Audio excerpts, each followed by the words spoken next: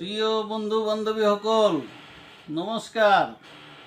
আৱাজ আসাম চেনেললৈ আপোনালোক সকলোকে স্বাগতম। গো সুৰক্ষা আইন 2021 অসম বিধানসভাত গৃহীত হোৱাৰ পিছতেই বিক্ষোভে দেখা দিছিল বিৰোধী দলসমূহৰ মাজত।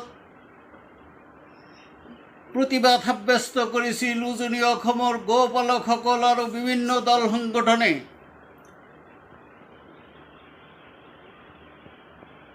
সেই প্ৰতিবাদৰ অংশ হিচাপে অখিল গগৈয়ে দিছে হুংকাৰ। লক্ষ লক্ষ গৰু লৈ হিমন্ত বিশ্ব শৰ্মাৰ চোতালত প্ৰৱেশ কৰাৰ হুংকাৰ দিছে অখিল গগৈয়ে।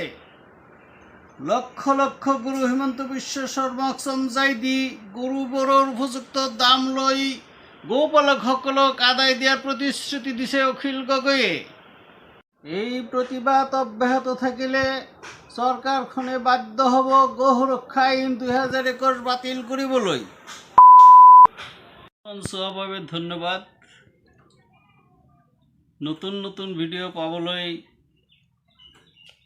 মোৰ চেনেলখন ছাবস্ক্ৰাইব কৰিব আৰু কাষত থকা বেল আইকন ক্লিক কৰিব।